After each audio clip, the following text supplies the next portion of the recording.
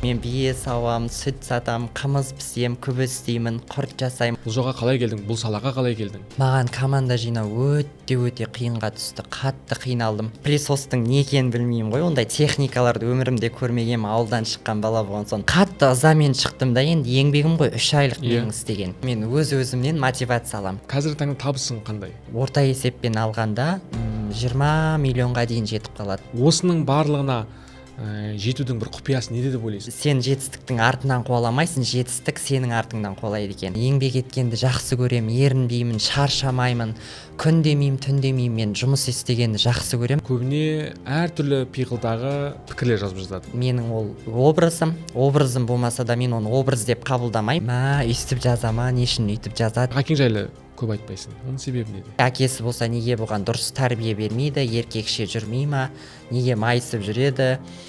Бір нәрсесі кем ба, әке махаббатын, әке тәрбиесін білмеген соң ба, мен оларға қаттандай не істей алмаймын. Әжем жоқ болса білмеймін, мен өмір сүре алмайтын сияқтымын. Неге дәрігерге қаралмайды, неге гормондар ішпейді, неге өзімен айналыспайды деген сияқты. Өзім білемін енді, маған пофиг екен. Баршаңызға сәлем, Абылайхан Өмірбай YouTube арнасында жаңа сұхбат. Бүгінгі менің қонағым танымал тиктокер, блогер, кәсіпкер, Clean House Cleaning компаниясының басшысы Нұрхан Нұрмаханбет. Қош келдіңіз. Қош көрдік. Қалайсыз? Жақсы бәрі. Енді Нұрхан, замандасымсың ғой? Сен деп айта берсем айыпқа бұйырмассың? Әрине. Жақсы, келістік. Жалпы қал жағдайың қалай? Бәрі жақсы, шүкір. Үлкен бір жаңалығың бар екен, Астанаға келіп жатыр екенсің. Бөлісе кетсең. Астана қаласынан осы бірінен бастап ашылып, официально жұмыс жасап жатырмыз, бұйыртса. Сол. 10 қадаммен Астана қаласына осылай келіп компанияны ашып жатсың, Тамаша, іске сәт дейміз. Қазір оған тоқталамыз міндетті түрде. Ең басында жалпы өзіңмен көрерменге таныстыра кетсек өзіңді. Қай жақтың тумасысың, қай жылғы азаматсың? Әрине. Мен негізі өзім Алматы қаласында туылғам, Қаскелең ауылында. Бірақ туылғаннан кейін Тараз қаласына ата-анам алып кеткен.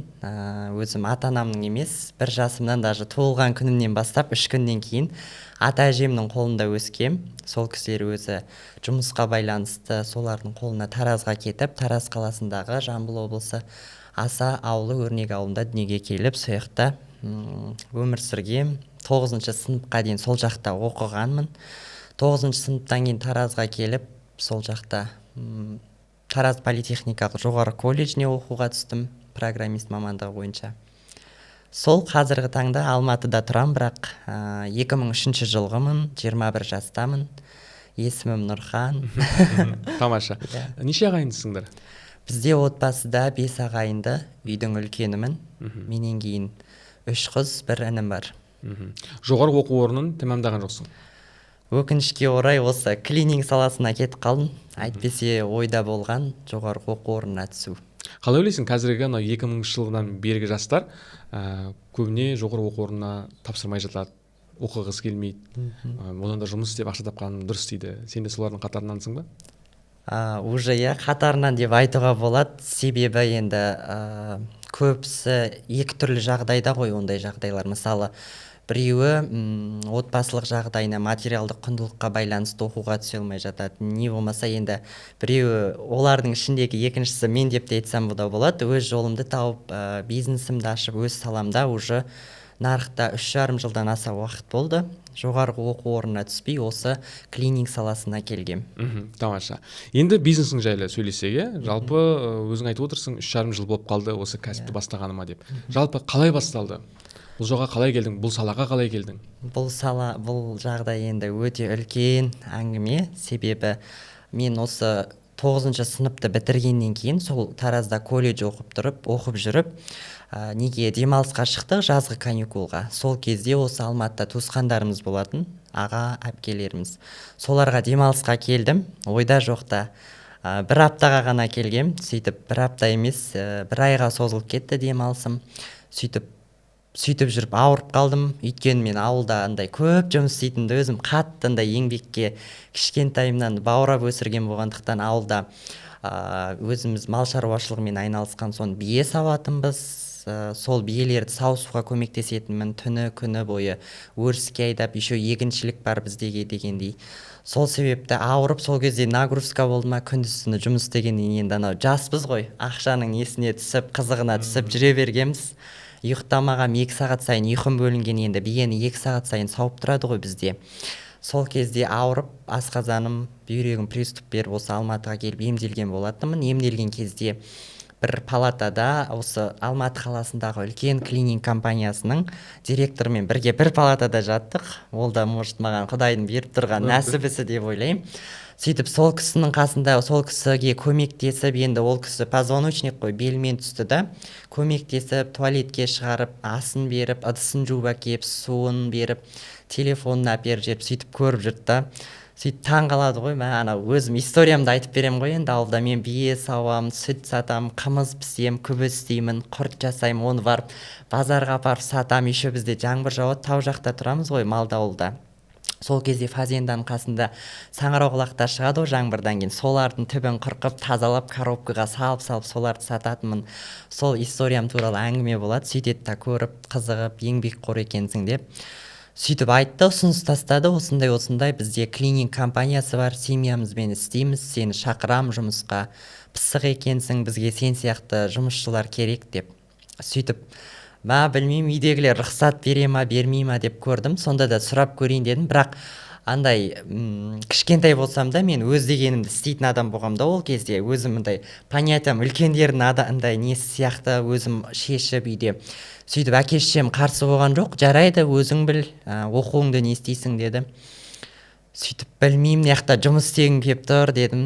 Енді ол жерде біз Таразда колледж оқып жүріп, официантта болып істейтінмін ресторанда.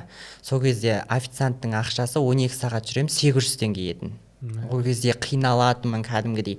Ауыр ет шығарамыз ғой, ортаға тойханада енді ет шығармай ма, етті даже көтере алмаймын, сөйтіп жүріп шаршап, сол жақта посудасын жуатынмын.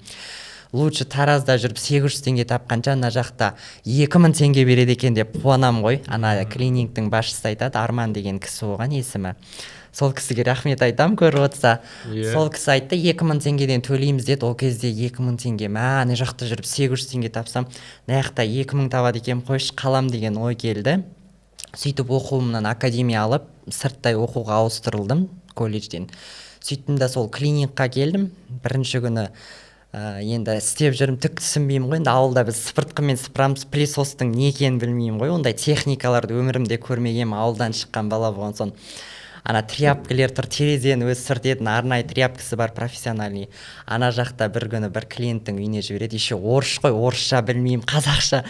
Клиентке кіріп баратырмын, бір клиенттің үйіне жібереді, старшиймен қосып.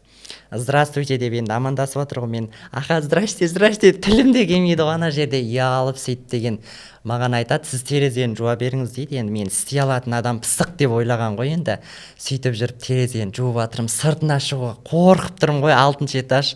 Ойбай, мынаны қалай жуамын, қорқып тұрмын деп, еще қолым дірілдеп тұр ана жерде. Онда ішінен жуа салыңыз деп енді түсіндіріп жатыр да маған, жаны ашып тұр, еще кішкентаймын ғой ол кезде, в общем кішкентаймын. Сөйтіп терезені жуып жатырмын, су тряпкамен барып ананы сүртем, айғыз ғой, жанында қыз ұрсады ғой, мынау не жуып жатқаның, бұлай жумаймыз ғой, біз тряпканы әкеп дұрыстап сүрттіңдай, айғыз қалдырма дейді. Сөйтіп апамнан көріп, терезе жуатымыз ауылда, апамнан көрем ғана әйнектерді газетті түкірік дейміз да, газетпен шиқ етіп сүрткенде айғыз қалмайды ғой. Сол газет сұрап жүрмін ғой, газет бар ма, мен тазалап жуып шығайыншы, маған бүгін ақша төлемейді деп қоям.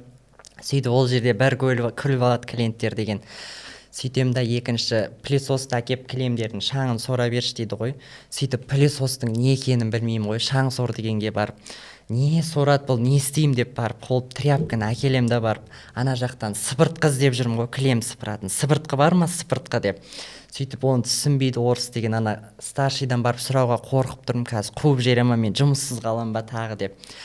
Сөйтем да күледі, әйтеуір тағы бір нәрсе болды, пылесосты әкеп берді. Мынау пылесос деген білмейсің ба, мынау деп айқайлайды, көңілім бір түсіп жылап аламын ғой, туалетке барып кірем да, мынаны білмей жүрмін деп, сөйтіп пылесосты қол салмай, әйтеуір сөйтіп осылай келгем клининг саласына негізі мен. Сол Арман деген ағаң сені осы клининг саласына алып келді. Сол кісімен байланыстасың ба жалпы содан бері? Өкінішке орай байланысты емес, біз енді мен оларға конкуренция болдым, даже олардан асып кеттік десек те болады. Бір себептермен негізімен ол кісілерден шығып кеттім, жалақылыққа байланысты. Енді жалақымды қысқартты дегендей ғой, енді кәмелеттік жасқа толмай жұмыс жасадым. Заңгерлерге жүгіне алмаймын, ол кезде жүгінсем өзіме де минус болады, ата-анама да минус болады, 18 жасқа толмай неге жұмыс жасадың деген сияқты. Сөйтіп жалақымды ала алмаған соң, бірақ ол кісіде мен 2 жыл істедім. Біздің тұратын жер олардың офисіне алыс болды. Райымбек поселоктан Сейфуллинаға келу маған өте қиын болды ол жерде.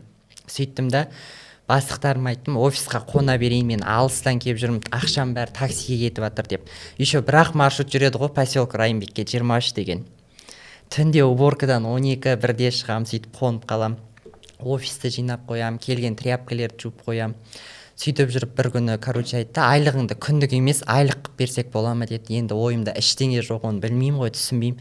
Я жарайды, оған да көндім деймін. Бір кезде 1 ай өтеді, айлығымды сұраймын. Інім үйленіп жатыр дейді, 2 рет өтеді. Енді сондай ғой Алматыда көп жерде. Сөйтіп айлығыма байланысты шықтым, бірақ андай қатты ызамен шықтым да, енді еңбегім ғой 3 айлық менің істеген. Бірақ андай артық кетпей, просто адамшылдыққа салып айтып кеттім, еңбекті жеген болмайды, мен қалай сіздерде істедім күндіз-түні. Бірақ сіздерге рахмет, мені жұмыс істеткізіп, жұмысқа алып, кәмелеттік жасқа толмасам да 1 айда сіздерден қаншама ақша таптым, ата-анама ақша жібердім, бауырларыма киім әпердім, күзде школға киім алатын уақыт болады ғой, соны әпердім деп қуанып жүрмін ғой. Енді айтып кеттім, онда мен өзім клининг ашам, бәрін үйрендім. Сіздерден асып түсуге мен сөз берем дедім, сөйтіп айтып кеттім, соңғы сөзім. Сөйтіп солай болды. Шыққаннан кейін қадам бастым. Шыққаннан кейін түк істерімді білмеймін ғой, қорқам. Не істеймін, ашсам жүрмей қалама деймін. Еще өзім жинап жүрген ақшам болатын ше, бүйтіп не істеп өзім көрпелердің арасында неге сөйтіп квартирада тұрамын ғой. Сол 373 мың ақша жинаппын соларда тұрып. Сөйтіп сол бар тапқан ақшамды жеткіздім, Оликстен булочный андай пылесос алдым, бір комет средстволардан аз-аздан алдым. Сөйтіп жүріп осы салаға келдім ғой. Алғашында команда жасақтау қаншалықты қиын болды? Маған команда жинау өте қиынға түсті, қатты қиналдым. Өзімнің де былай чеви заказдарым болатын, клиенттерге барған кезде мен сіздің номеріңізді алып қалсам бола ма, сіздің маған істеген жұмысыңыз, уборкаңыз, клиенттерге деген қандай көзқарасыңыз ұнайды, сізге сенеміз, кілтті даже тастап кете береміз деп сөйтіп айтады да. Сөйтіп бермеймін деп айта алмайсың, амал жоқ, бересің, жарайды, номерімді алып қалыңыз деп. Сол тұрақты менің клиенттерім болды, былай шақырып тұратын. Солар маған поддержка берді, ең алдымен соларға рахмет айтам. Мені шақырып, сөйтіп өзім үлгермеймін ғой, бір күнде 3 клиентім бірден шақырып қалады ше, осындай қонақ келетін еді деп. Сөйтіп жүріп сол істеп жүрген клининг компаниясында бір жақсы араласатын 2 тәтем болатын. Сол кісілерге айтып көрдім, тәте, мен өзім ашып жатырмын, маған келіп көмектесесіздер ма, мен де сіздерге сол кісілердің төлеп жатқан ақшасын төлеп тұрам деп. Сөйтіп жарайды деп, олар да сөзсіз келді, ойларында түк те жоқ. Сөйтіп үшеуміз істедік, бірден келсе кетті. Жарайды, көмектесейік, мақұл деп, енді мен андай кішкентай болған соң жаны ашып тұрды да, енді көмектесейік, жарайды деп. Сөйтіп 3 адам болып бастадыңдар? Сөйтіп басында 3 адам болып істедік. Үшеуміз 3-ге кететінбіз. Таңғы сағат 8-ден кетеміз, түнгі 12-1-де келеміз ғой. Сөйтіп жүріп команда жинадым. Бірақ команда жинау өте қиын болды. Кемінде 2-3 айға созылды ғой команда жинауым. Саған риза болмай, ренжіп кеткен қызметкерлер болды ма? Енді ол жайлы өтірік айта алмаймын, міндетті түрде жұмыс болған соң болады. Осы уақытқа дейін болды. Сонда қалай? Енді әдей барып мен бастық екенмін деп аузыма келген сөзді айтып, оларға тиісіп, не болмаса боқтап, ондай артық кетпеймін, өйткені өз басымнан өткен сондай табалдырықтардан мен де аттап келгем солар сияқты. Сондықтан да мен жұмысшыларымның бәріне өзімнің қатарындай, өзімнің әке шешемдей, бауырларымдай қараймын. Анаған барып бұлай деген сияқты өзімді олардың алдында бастық ретінде санамаймын да. Бәріміз команда өте жақсы, тәтті жұмыс жасаймыз. Олар да менімен жұмыс жасағысы келеді, мен де олармен. Бірақ арамызда енді жұмыс беруші мен жұмыс алушының арасында дистанция дейді ғой, сондай болады міндетті түрде бизнес болған соң. Өзіміз әркім өз орнымызды білеміз, ойнайтын кезде ойнаймыз, күлетін кезде күлеміз. Ұрсып қалатын, жұмыстан шектету кезінде деген жағдайларды сұрап отырсыз ғой енді сіз. Ондай жағдай әрине болады. Мысалы клиенттерден жалып түскен кезде, енді клиенттер де ақша төледім деп айтады ғой, айтпайтын сөзді айтады маған. Мысалы мен басшы ретінде мен жіберіп отқан жұмысшыларым ретінде оларға емес маған айтады. Енді оларды әдейі қалдырам деп қалдырмайды, пенде болған соң любой жерде косяк болады дегендей ғой. Сондай кезде енді түсініспеушіліктер болады арамызда, жұмыстан кешігу. Мысалы андай адам басқару оңай емес, иә. Әрине. Менеджментті, осы персоналмен жұмыс істеу туралы бір арнайы кітаптар, мүмкін бір коучтардың сабағына қатысып көрдің бе жалпы? Ондай сабақтарға шынымды айтайын қатысып көрмегенмін, өйткені мен вообще бос емеспін. Өмірлік тәжірибе, иә, барлығы. Иә, өмірлік тәжірибе. Мысалы мен өз-өзімнен мотивация аламын. Ондайға қатыспай-ақ, коучтарға, сабақтарға бармай-ақ, уже мен өмірді көрген, кішкентайымнан, уже туылғаннан бастап сондайларды бастан кешірген соң, білмеймін, менде құлшыныс жоқ екен ондай сабақтарға барып. Бірақ енді болады арасында жақсы бір несі. Мысалы мен өзім Россиядан білім алып келгем, осы клинингті бас кезінде дұрыс жүргізбедім ғой, дұрыс білмеймін. Бұның да өзінің бір нюанстары болады, әр бизнестің өзінің бір кемшіліктері, оқитын сабақтары болады. Сондықтан да Россияда мен Андрей деген өте күшті, осы клининг саласын дамытқан, өзімен барып оқып келгем. Оның обучениясының өзі өте қымбат тұрады. 7 күн оқытады, содан білім алып келгем. Сонда пайдасы тиген шығар бәлкім, иә? Иә, ол кісінің де пайдасы өте жақсы тиді. Қазір командаңда қанша адам жұмыс істейді? Қазіргі таңда Алматы қаласында командама 130-150 аралығында қыздар істейді. Одан бөлек 40 ер бала істейді. Олар ер балдар бізде химчисткамен айналысады, яғни жиһаздарды, кілемдерді, шторларды жуумен. 200-ге жуық адам сонда сен жұмыспен қамтып отырсың, иә? 21 жасыңда. Меніңше керемет ол. Өйткені көп ересек адамдардың қолынан келмейтін дүние ғой, негізінде шындап келгенде. Енді Астана қаласында да осындай үлкен көлемде команда жасау ойыңда бар, иә? Иә, Алла бұйыртса деп келіп отырық. Өйткені бізге осы Астанадан ұсыныстар өте көп түседі, коммерческий помещениялар, осы үйлер неге Астанадан ашылмасқа деген сияқты. Өнер жұлдыздарының жартысы да осында ғой енді. Мысалға сол кісілер де айтады, осы жақтан өзіңнің филиалыңды ашсаң, біз сенімен жұмыс жасағымыз келеді деген сияқты. Инстаграмға да запросқа өте көп келеді. Сөйтіп ойланып шеше келе, осы бірінен бастап осы жақта жұмыс жасап жатырмыз. Өнер жұлдыздары демекші. Алматыда байқадым, біраз өнер майталмандарымен байланысың жақсы екен. Иә. Олармен бартер негізінде ме, жоқ әлде олар ақысын төлей ме? Негізі бас кезінде енді менің менеджерларым келіседі да, ол кісілермен өзім емес. Сол кезде вообще бартерге келіскен екен. Сөйтіп мен өзім барам міндетті түрде өнер жұлдыздарының үйіне, чтобы таза болу үшін, рекламаға түсу үшін қыздарым мен бірге ілесіп барып жинаймын.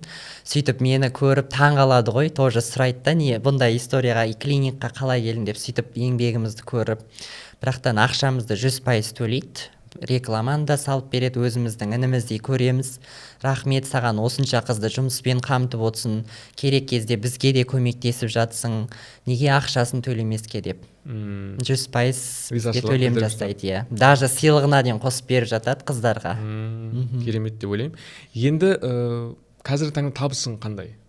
Орташа есеппен алғанда. Бір жыл бұрынғы сұхбатында қарағанымда 13 миллион төңірегінде депсің. Иә, қазір енді одан артты, өйткені бізде штат көбейді, заказдарымызды сәл көбейттік дегендей.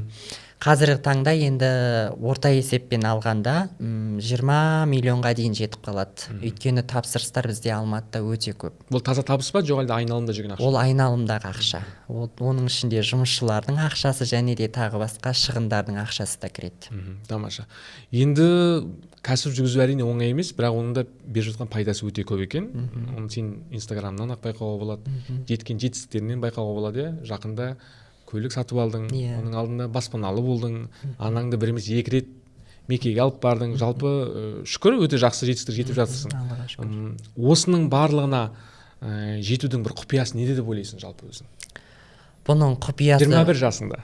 Иә, құпиясы жоқ деп ойлаймын. Себебі күндіз түні шаршамай, ерінбей еңбек етіп, адал маңдай теріңмен бәріне жетсең, жетістіктер сен жетістіктің артынан қуаламайсың, жетістік сенің артыңнан қуалайды екен.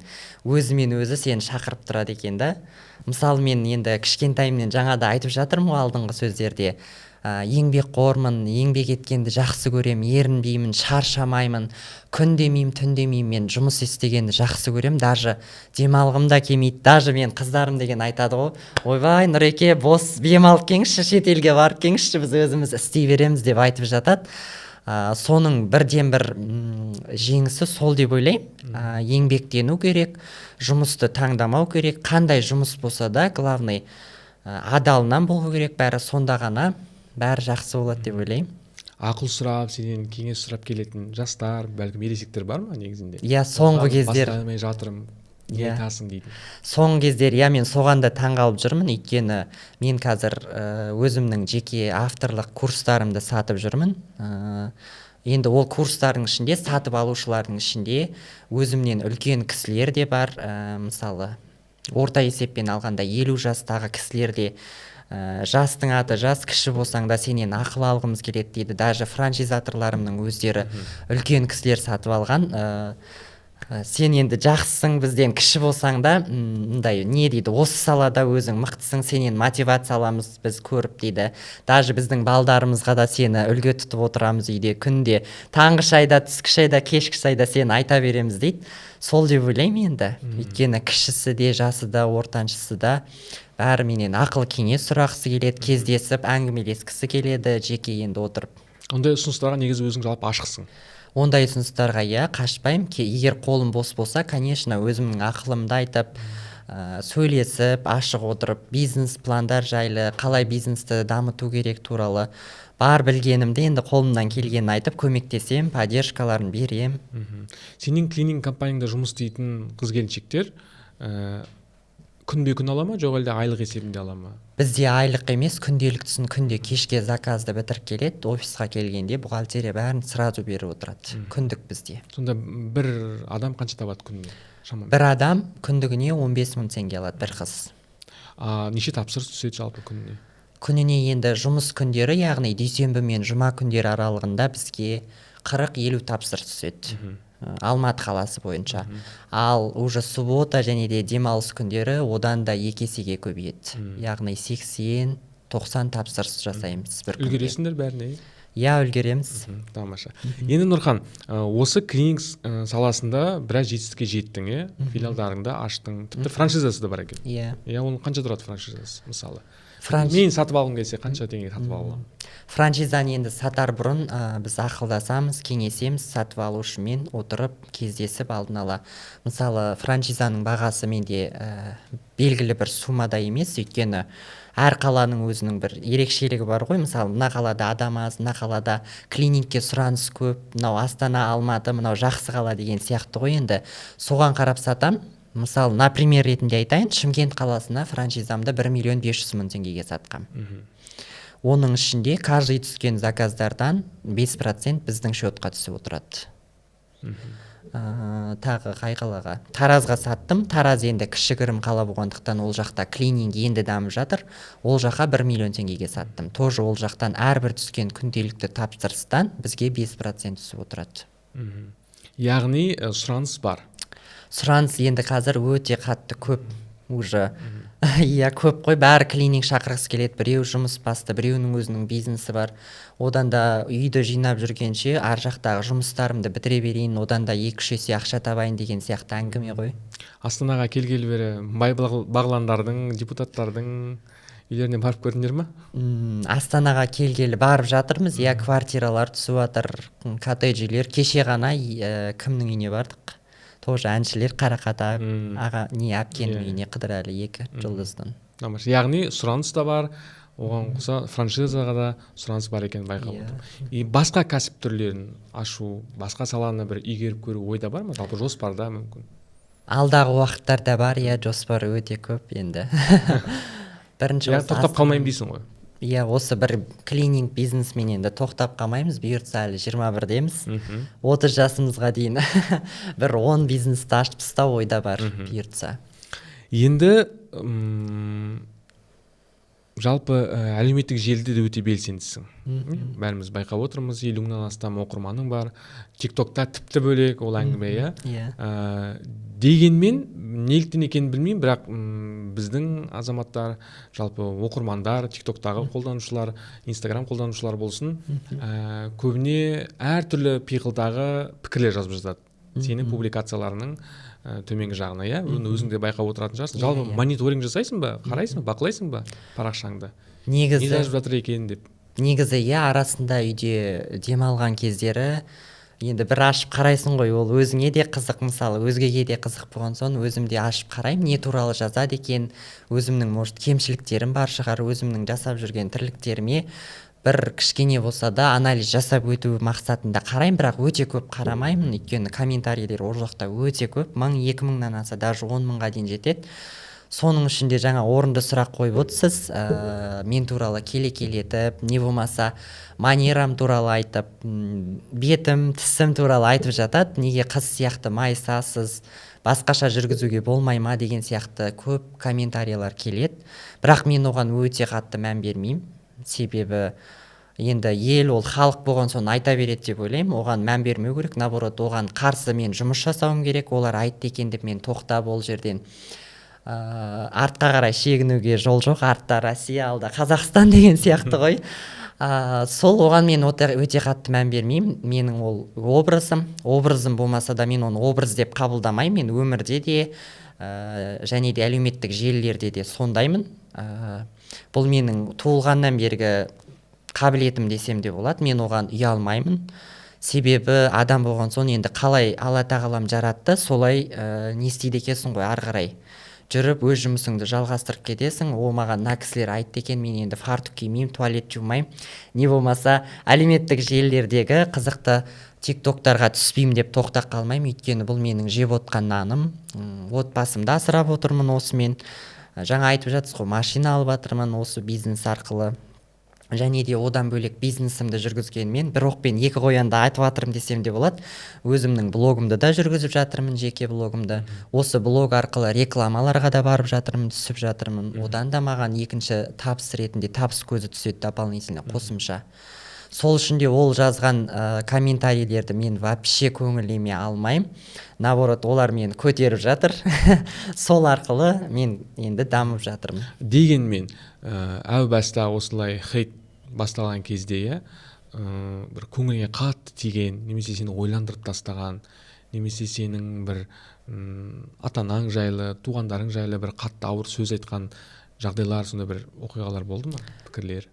Сол оқиға туралы айта кетсем болады, міндетті түрде ол болған. Бас кезінде соны естіп даже бір апта жатқанмен жұмыс істемей, өйстіп жазама, не үшін өйтіп жазады деген сияқтандай жүрегім ауырып, енді мен туралы айтады, мені ғана араластырып, мені ғана жазып кетсе болады ғой ол жерде. Мені ғана араластырмай, отбасымды да ол жерге тығып жібереді ғой. Бір, например, айтып кетейін, ұятты болса да бұл сөздің шыны керек, өйткені ол жазылған әңгіме. Соған мен қатты намыстанғам, бірақтан қазір ол ұмытылды десек те болады. Әкем жайлы айтқанда, бұның әкесі бар ма өзі, или әкесі жоқ па деген сияқты әкесі болса неге бұған дұрыс тәрбие бермейді, еркекше жүрмей ма, неге майысып жүреді, бір нәрсесі кем ба деген сияқты сөздер болған. Сол сөз маған жүрегіме өте қатты тиген. Ол сөз енді қазір де айтылып жатыр, арасында оқып қалам. Көмекшілерім де енді оқып отырады ғой, енді барлық комментарийларды жазғандарды. Сол сөз маған қатты тиген. Содан кейін мен бір апта жатқағам, тұрмай ауырып қатты не істеп депрессияға түсіп. Бірақ анау комментарийлардың ішінде мен андайларын да оқыдым да, неге дәрігерге қаралмайды, неге гормондар ішпейді, неге өзімен айналыспайды деген сияқты. Оларға қалай жауап беретін едің? Ол сұрақтар да бар, ол сөзді де оқығам, тестостерон неге құйдырмайды, неге салдырмайды деген сияқты. Енді мен ол сұраққа жауап бергім келеді, менің өзім өмірім болған соң мен бұл образымда мен ешкімге не туғызып жатқан жоқпын, келеңсіздіктер, мен олардың жолдарын байлап жатқан жоқпын. Мен өзіммен өзім жұмыс істеп жүрген адам болғандықтан, өз өмірім, өзімнің алдағы план жоспарларым болғандықтан, мен енді ойлаймын, өзім білем, маған ол сөзді, ол ақылды отбасым ғана айтуға міндетті деп ойлаймын.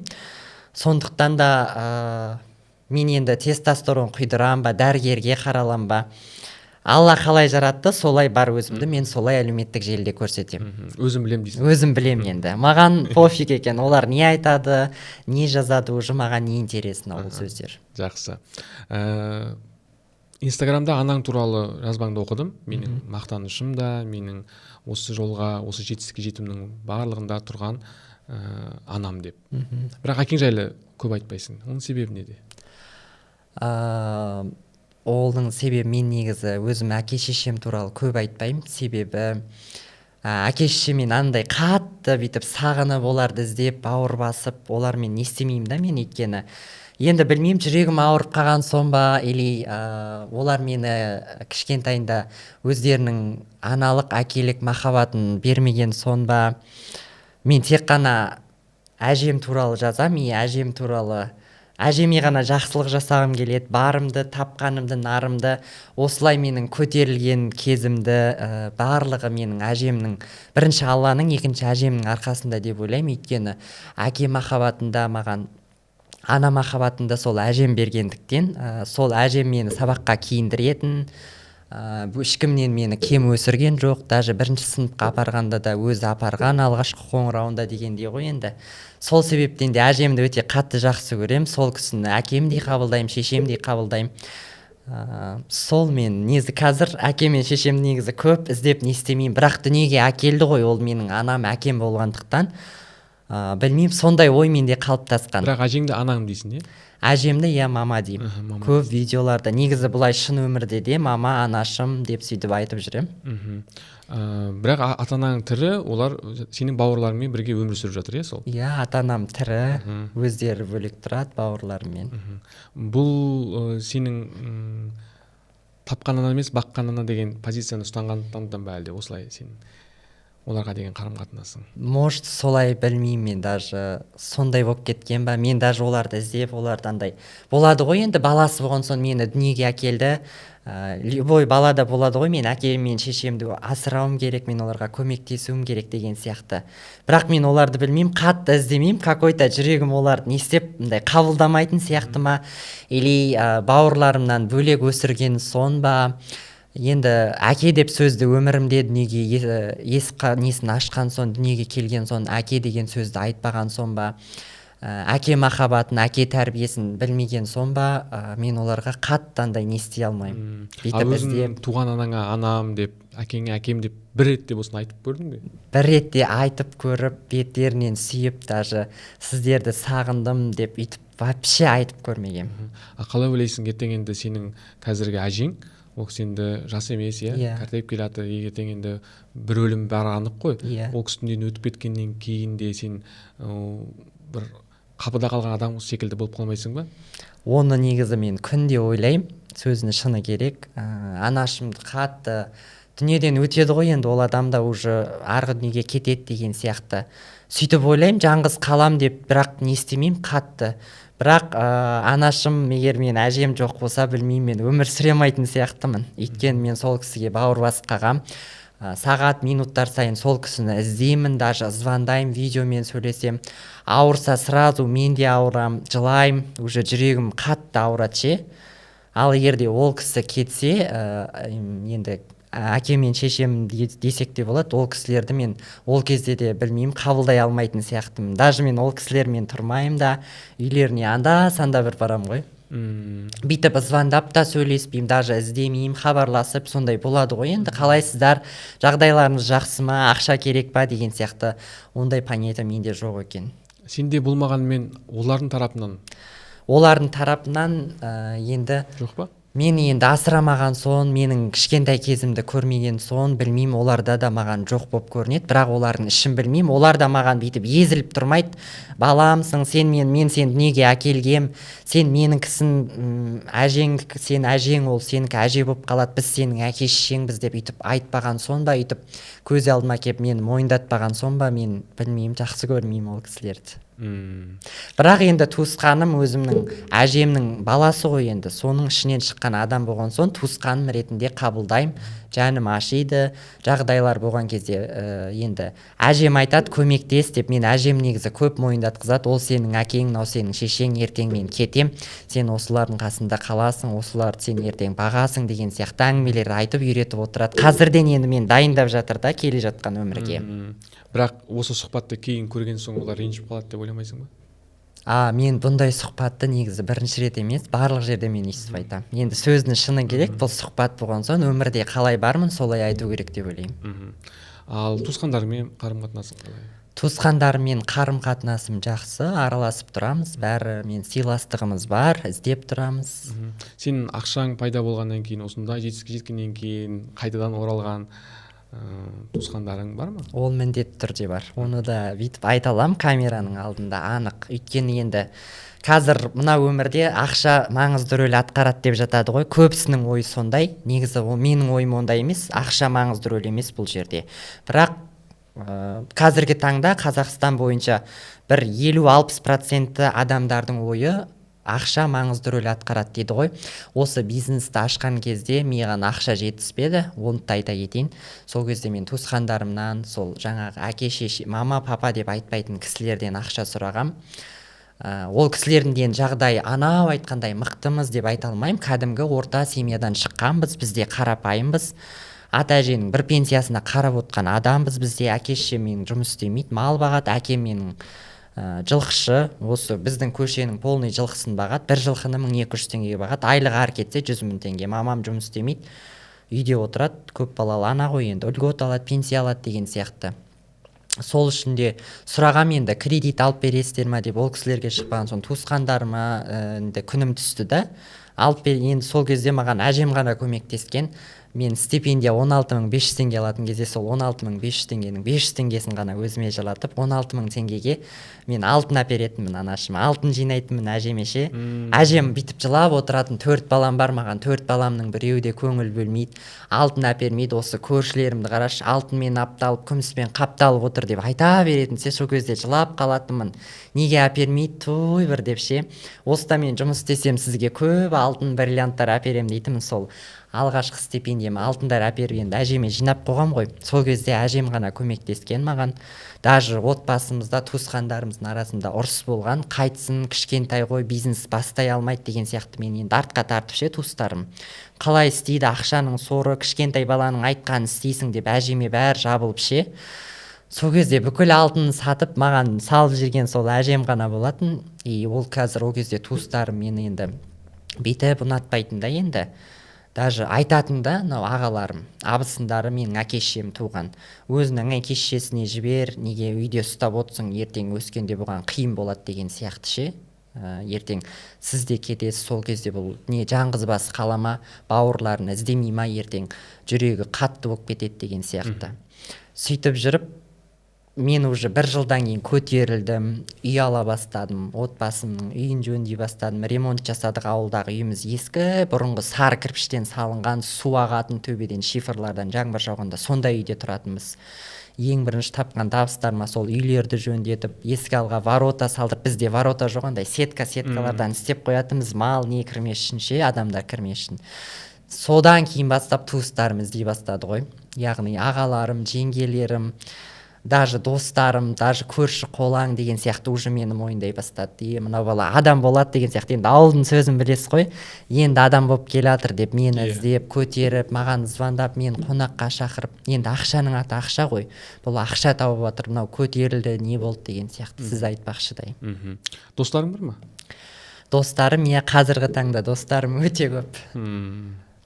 Неге қазіргі таңда деп айттың?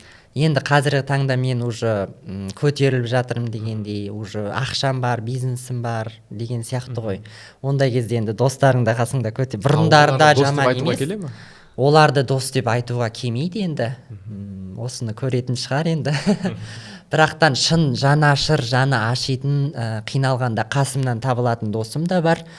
Ақша үшін менің немді пайдаланып жүрген дейді ғой, ондай да досым да бар. Оны мен уже білем. Жақсы. Қандай қыздар ұнайды өзің? Қыздар дегенде қалай ол? Қалай түсінсек болады? Болашақ енді отбасылы. Мүмкін біздің қазір осы сұхбатты көріп отырғандарға ойланып қалар. Ол жайлы мен ойлап көрмеппін, болашақ қызым жайлы.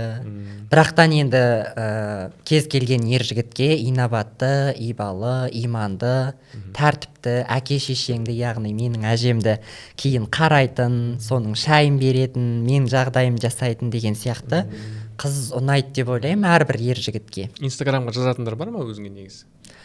Инстаграмдарға жазатын бар негізі. Запросқа келіп тұрады. Бірақ жауап бермейсің. Енді білмеймін, жауап беруге ұяламын, енді оған не деп айтамын. Кейде қолымда тимейді, енді ашып бүйтіп көріп қаласың, сол кезде телефонға звондап қалады деген сияқты ғой. Жақсы, рахмет сұхбат бергеніңе. Жалпы біздің осы YouTube арнамыздың бір ережесі бар. Сұхбат соңында келіп отқан қонағымыз оқырмандардың, көрермендердің біреуіне бір сыйлық береді. Бірақ ол сыйлықты біз қалай таңдаймыз? Комментарийлердің жаңағындай басқан лүпіліне ма, жоқ әлде ең үздік комментарийге ме, өзің таңдайсың. Соны қазір шешіп алсақ, сонымен сұхбатымызды аяқтасақ, қандай сыйлық бересің, соны айтып өтсең. Енді бұл жерде енді барлық жастағы оқырмандар бізді көреді ғой, көрермендер. Сол үшін де өзім енді клининг саласында істеген соң, білмеймін, енді бір генеральный уборка сыйлап көрейін. Тоже жақсы. Негізі енді квадратына байланысты. Бір квадрат. 50 квадрат метр үйді. 50 квадрат метрге 45 мың теңгеге жинайды. Өте жақсы ғой. Генеральный уборка, ол? Генеральный, ол үйді күштілеп тазалап. Ал енді құрметті. Қыздармен лично өзім келіп, сіздермен суретке түсіп бірге үй жинаймыз. Тамаша. Құрметті көрермендер, онда міндетті түрде комментарий қалдырып, лайк басып, Нұрханның берген сұхбатынан түйген ойларыңыз болса, соны міндетті түрде жазыңыздар. Нұрхан өзінің командасымен келіп, сіздердің үйіңізді тазалап береді бұйырса. Тәштай етіп, жылан жалағандай. Көп рахмет, Нұрхан. Сіздерге де рахмет. Осылай сұхбат бергенің үшін саған тек сәттілік тілейміз. Рахмет. Құрметті көрермен, осымен біздің сұхбат тәмам. Бағана айтып өткенімдей, арнамызға тіркеліп, лайк басып, комментарий қалдыруды ұмытпаңыздар. Нұрханның сыйлығы сіздер үшін дайын тұр. Бұйырсын сіздерге.